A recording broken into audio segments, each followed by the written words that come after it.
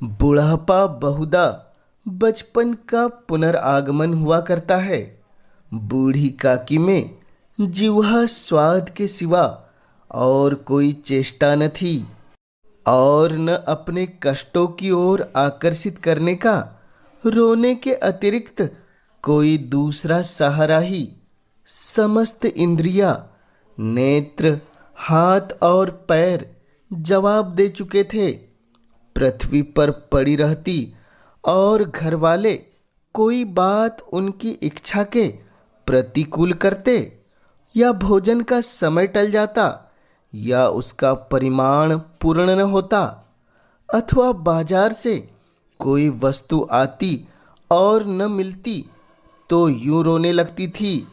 उसका रोना सिसकना साधारण रोना न था, वे गला फाड़ फाड़ कर रोती थी। उनके पतिदेव को स्वर्ग सिधारे कालांतर हो चुका था। बेटे तरुण हो होकर चल बसे थे। अब एक भतीजे के सिवाय और कोई न था। उसी भतीजे के नाम उन्होंने अपनी सारी संपत्ति लिख दी। भतीजे ने सारी संपत्ति लिखाते समय खूब लंबे चौड़े वादे किए, किंतु वे सब वादे कूली डिपो के दलालों के दिखाए हुए सब्जबाग थे। यद्यपि उस संपत्ति की वार्षिक आय 150-200 रुपये से कम नहीं थी, तथापि बूढ़ी काकी को पेट भर भोजन भी कठिनाई से मिलता था। इसमें उसके भतीजे पंडित बुद्धिराम का अपराध था, अथवा उसकी अर्धांगिनी श्रीमती रूपा का। इसका निर्णय करना सहज नहीं। बुद्धिराम स्वभाव के सज्जन थे, किंतु उसी समय तक जबकि उसके कोष पर कोई आँच न आए। रूपा स्वभाव से तीव्र थी, पर ईश्वर से डरती थी। अतएव बूढ़ी काकी को उसकी तीव्रता उतनी न खलती थी जितनी बुद्धिराम की भलमानसाहत। बुद्धिराम को कभी कभी अपने अत्याचार का खेद होता था। विचारते कि इसी संपत्ति के कारण मैं इस समय भला मानुष बन बैठा हूँ। यदि मौखिक आश्वासन और सूखी सहानुभूति में स्थिति में सुधार हो सकता हो, उन्हें कदाचित कोई आपत्ति नहीं होती, परंतु विशेष व्यय का भय उनकी सुचेष्टा को दबाए रखता था। यहाँ तक कि यदि द्वार पर कोई भला आदमी बैठा होता और बूढ़ी काकी उस समय अपना राग आलापने लगती तो वह आग हो जाते और घर में आकर उन्हें जोर से डांटते। लड़कों को बूढ़ों से स्वाभाविक विद्वेष होता ही है, और फिर जब माता पिता का यह रंग देखते तो वे बूढ़ी काकी को और सताया करते। कोई चुटकी काट कर भागता, कोई इन पर पानी की कुल्ली कर देता। काकी चीख मार कर रोती, परंतु यह बात प्रसिद्ध थी कि वह केवल खाने के लिए रोती है। अतएव उनके संताप और अंतर्नाद पर कोई ध्यान नहीं देता था। हाँ, काकी क्रोधातुर होकर बच्चों को गालियां देने लगती तो रूपा घटनास्थल पर पहुंचती। इस भय से काकी अपनी जिह्वा कृपाण का कदाचित ही प्रयोग करती थी। यद्यपि उपद्रव शांति का यह उपाय रोने से कहीं अधिक उपयुक्त था। संपूर्ण परिवार में यदि काकी से किसी को अनुराग था तो वह बुद्धिराम की छोटी लड़की लाडली थी। लाडली अपने दोनों भाइयों के भय से अपने हिस्से की मिठाई चबेना बूढ़ी काकी के पास बैठकर खाया करती थी। यही उसका रक्षागार था। और यद्यपि काकी की शरण उसकी लोलुपता के कारण बहुत महंगी पड़ती थी, तथापि भाइयों के अन्याय से कहीं सुलभ थी। इसी स्वार्थानुकूलता ने उन दोनों में सहानुभूति का आरोपण कर दिया था। रात का समय था। बुद्धिराम के द्वार पर शहनाई बज रही थी और गांव के बच्चों का झुंड विस्मयपूर्ण नेत्रों से गाने का रसास्वादन कर रहा था। चारपाइयों पर मेहमान विश्राम करते हुए नाइयों से मुक्कियाँ लगवा रहे थे। समीप खड़ा हुआ भाट विरदावली सुना रहा था और कुछ भावज्ञ मेहमानों की वाह वाह पर ऐसा खुश हो रहा था मानो इस वाह वाह का यथार्थ में वही अधिकारी है। दो एक अंग्रेजी पढ़े हुए नवयुवक इन व्यवहारों से उदासीन थे। वे इस गवार मंडली में बोलना अथवा सम्मिलित होना अपनी प्रतिष्ठा के प्रतिकूल समझते थे। आज बुद्धिराम के बड़े लड़के मुखराम का तिलक आया है। यह उसी का उत्सव है। घर के भीतर स्त्रियां गा रही थी और रूपा मेहमानों के लिए भोजन के प्रबंध में व्यस्त थी। भट्टियों पर कड़ाह चढ़ रहे थे। एक में पूड़ियाँ कचौड़ियाँ निकल रही थी, दूसरे में अन्य पकवान बनते थे। एक बड़े हंडे में मसालेदार तरकारी पक रही थी। घी और मसाले की क्षुधावर्धक सुगंधी चारों ओर फैल रही थी। बूढ़ी काकी अपनी कोठरी में शोकमय विचार की भांति बैठी हुई थी। यह स्वाद मिश्रित सुगंधी उन्हें बेचैन कर रही थी। वे मन ही मन विचार कर रही थी, संभवतः मुझे पूड़ियाँ नहीं मिलेगी। इतनी देर हो गई, कोई भोजन लेकर नहीं आया। मालूम होता है सब लोग भोजन कर चुके हैं, मेरे लिए कुछ न बचा। यह सोचकर उन्हें रोना आया, परंतु असगुन के भय से वह रो न सकी। आह, कैसी सुगंधी है! अब मुझे कौन पूछता है? जब रोटियों के ही लाले पड़े हैं तब ऐसे भाग्य कहाँ की भरपेट पूड़ियाँ मिले। यह विचार कर उन्हें रोना आया। कलेजे में हुक सी उठने लगी, परंतु रूपा के भय से उन्होंने फिर मौन धारण कर लिया। बूढ़ी काकी देर तक इन्हीं दुखदायक विचारों में डूबी रही। घी और मसालों की सुगंधी रह रहकर मन को आपे से बाहर किए देती थी। मुंह में पानी भर भर आता था। पूड़ियों का स्वाद स्मरण करके हृदय में गुदगुदी होने लगती थी। किसे पुकारूं? आज लाडली बेटी भी नहीं आई। दोनों छोकरे सदा दिक दिक करते हैं, आज उनका भी कहीं पता नहीं। कुछ मालूम तो होता कि क्या बन रहा है। बूढ़ी काकी की कल्पना में पूड़ियों की तस्वीर नाचने लगी।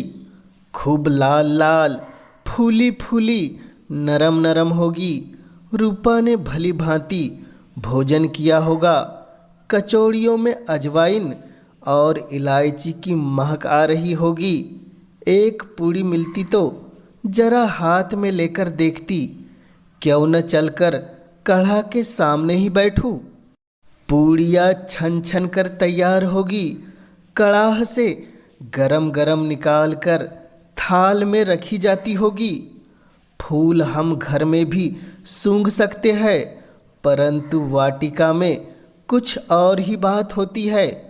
इस प्रकार निर्णय करके बूढ़ी काकी उकड़ू बैठकर हाथों के बल सरकती हुई बड़ी कठिनाई में चौखट से उतरी और धीरे धीरे रेंगती हुई कड़ाह के पास आ बैठी।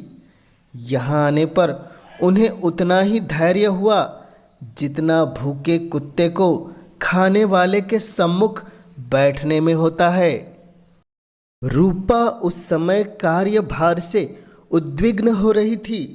कभी इस कोठे में जाती, कभी उस कोठे में, कभी कड़ाह के पास जाती, कभी भंडार में जाती।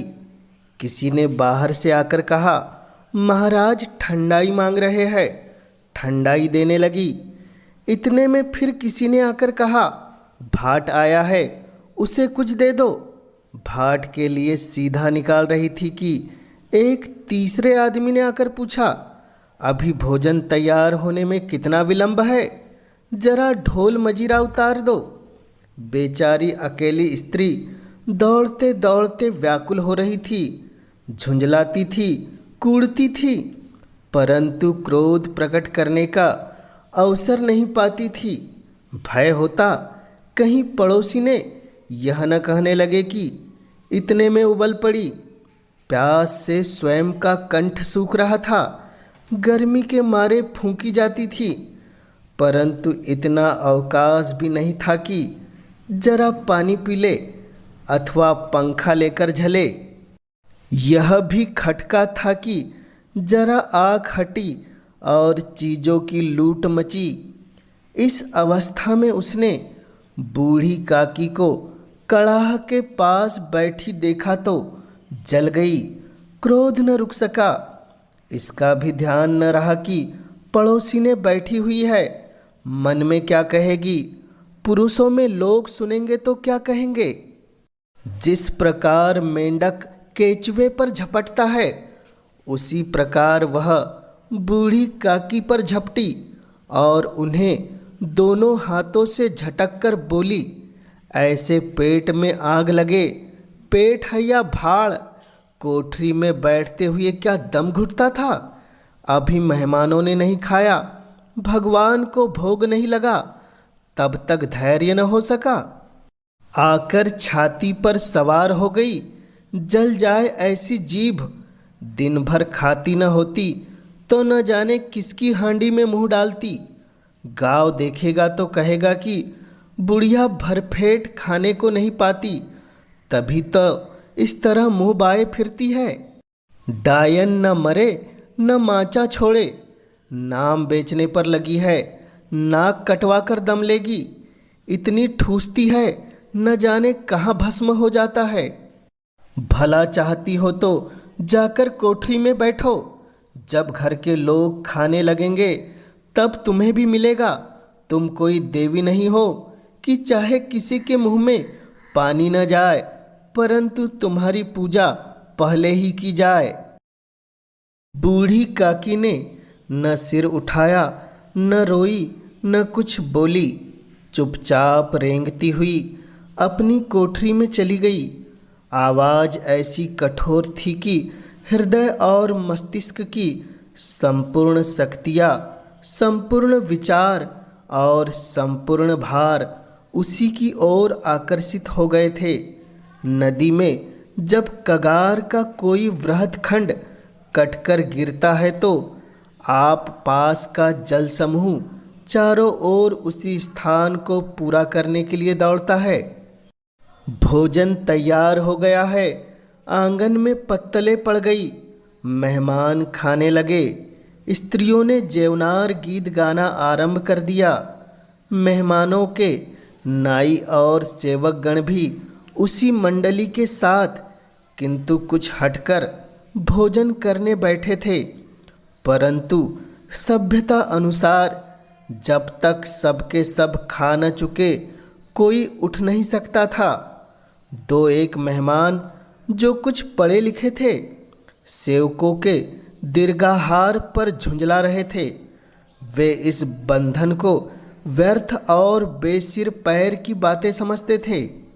बूढ़ी काकी अपनी कोठरी में जाकर पश्चाताप कर रही थी कि मैं कहाँ से कहाँ गई। उन्हें रूपा पर क्रोध नहीं था, अपनी जल्दबाजी पर दुख था। सच ही तो है, जब तक मेहमान लोग भोजन कर न चुकेंगे घर वाले कैसे खाएंगे। मुझसे इतनी देर भी न रहा गया, सबके सामने पानी उतर गया।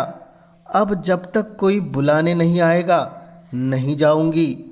मन ही मन इस प्रकार का विचार कर वह बुलाने की प्रतीक्षा करने लगी, परंतु घी की रुचिकर सुबास बड़ी धैर्य परीक्षक प्रतीत हो रही थी।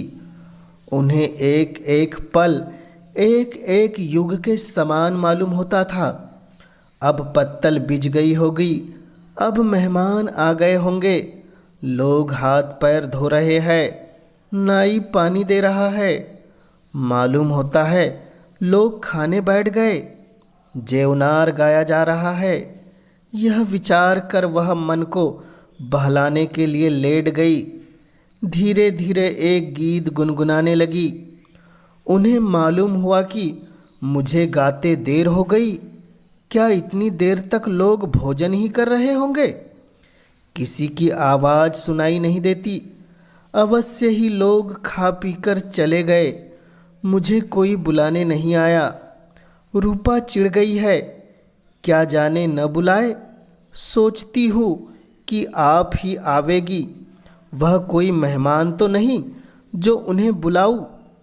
बूढ़ी काकी चलने के लिए तैयार हुई। यह विश्वास कि 1 मिनट में पूड़ियाँ और मसालेदार तरकारियाँ सामने आएगी, उनकी स्वादेंद्रियों को गुदगुदाने लगा।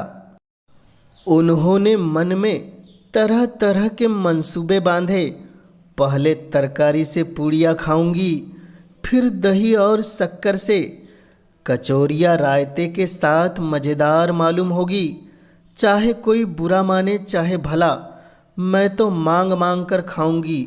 यही ना लोग कहेंगे कि इन्हें विचार नहीं।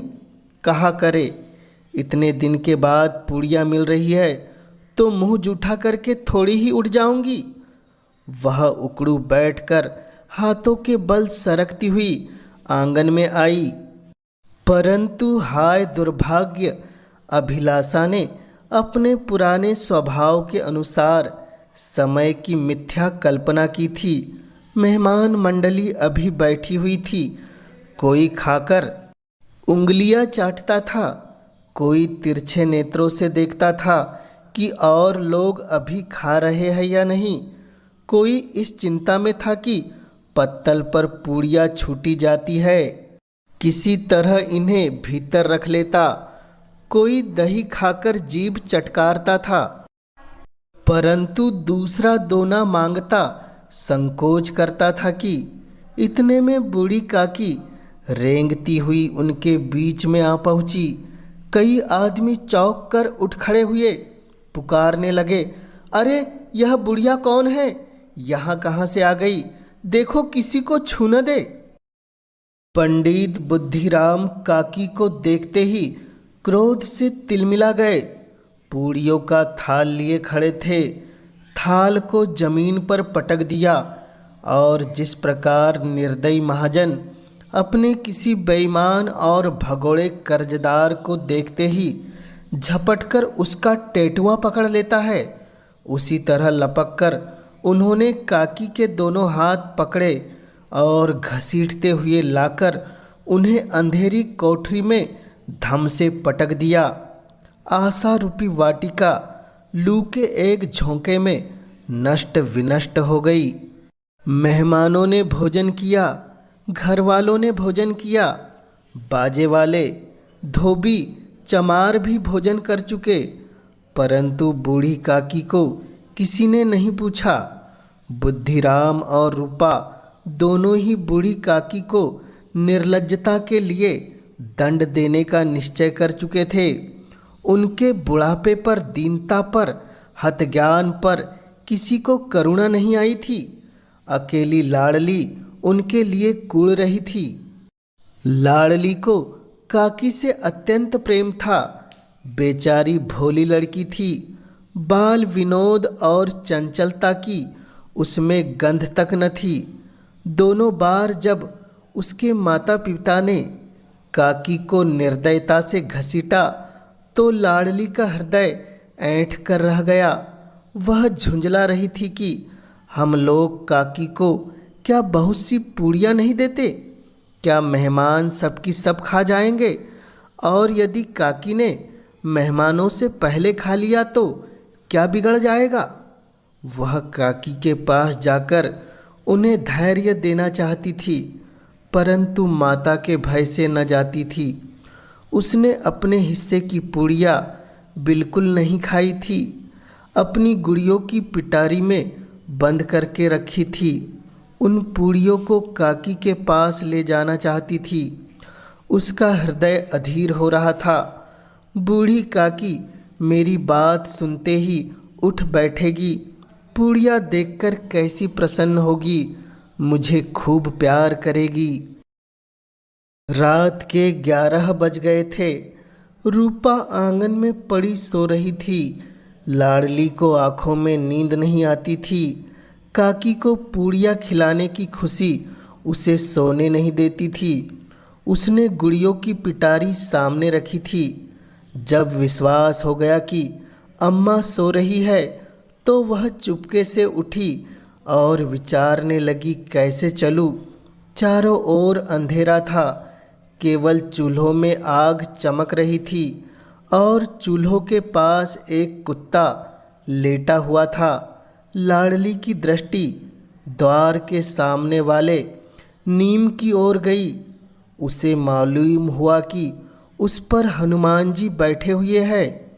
उनकी पूंछ, उनकी गदा वह स्पष्ट दिखलाई दे रही थी। मारे भय के उसने आंखें बंद कर ली। इतने में कुत्ता उठ बैठा। लाडली को ढांढस हुआ। कोई सोए हुए मनुष्य के बदले एक भागता हुआ कुत्ता उसके लिए अधिक धैर्य का कारण हुआ। उसने पिटारी उठाई और बूढ़ी काकी की कोठरी की ओर चली।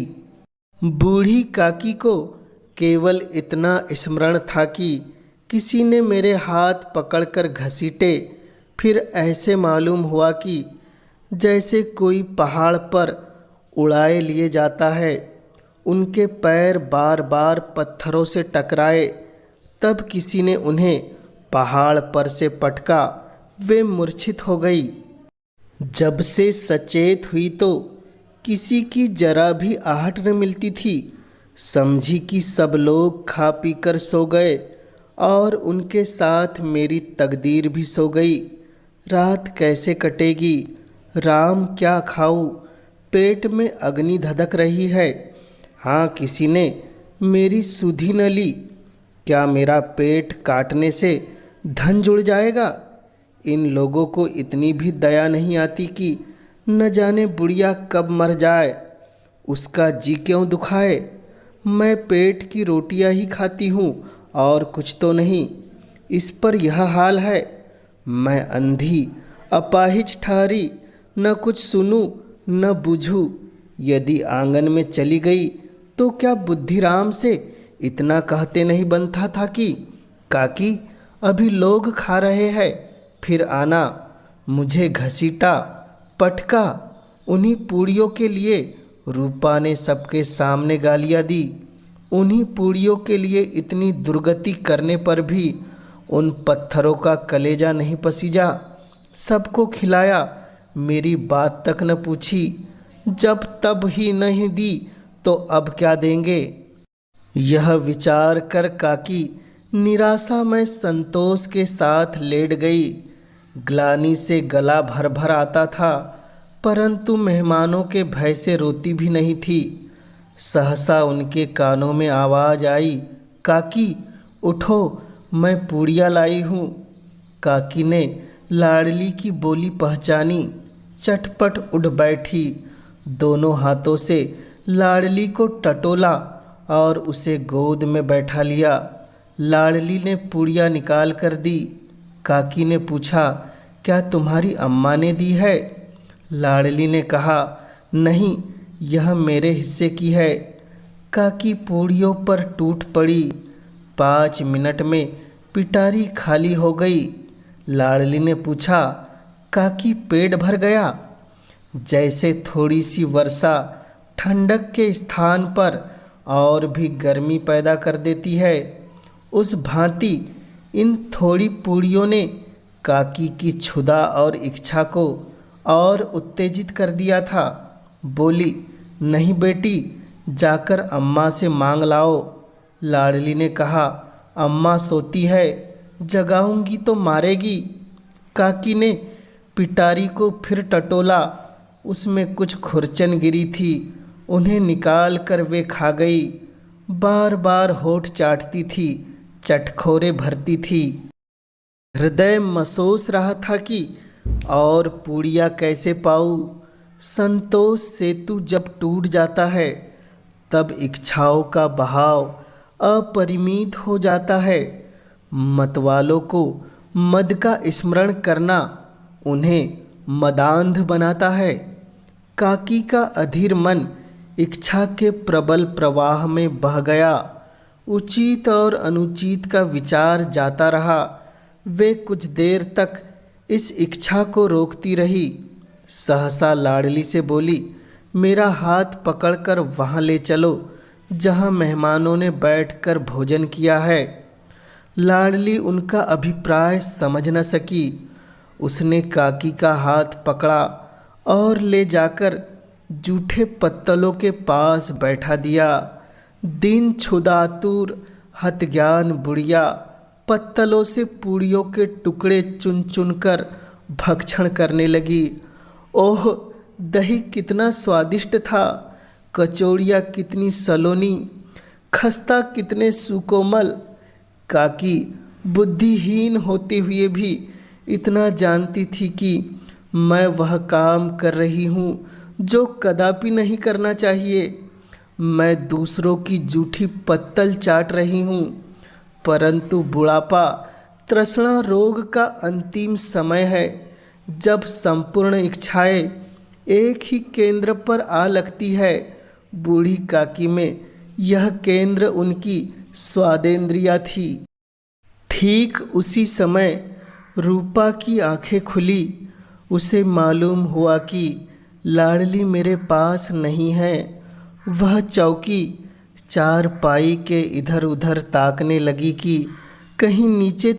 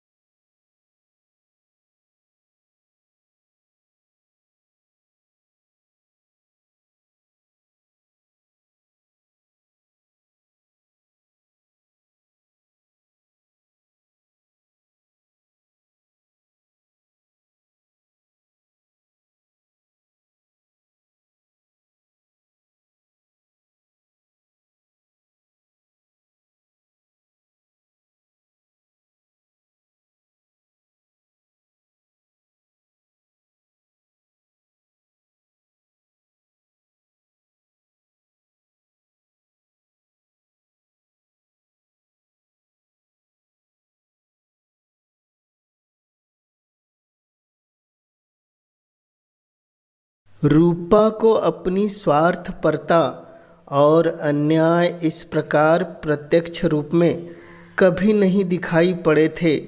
वह सोचने लगी, हाय, मैं कितनी निर्दयी हूँ जिसकी संपत्ति से मुझे 200 रुपया वार्षिक आय होती है। उसकी यह दुर्गति और मेरे कारण, हे दयामय, मुझसे भारी चूक हो गई है, मुझे क्षमा करो।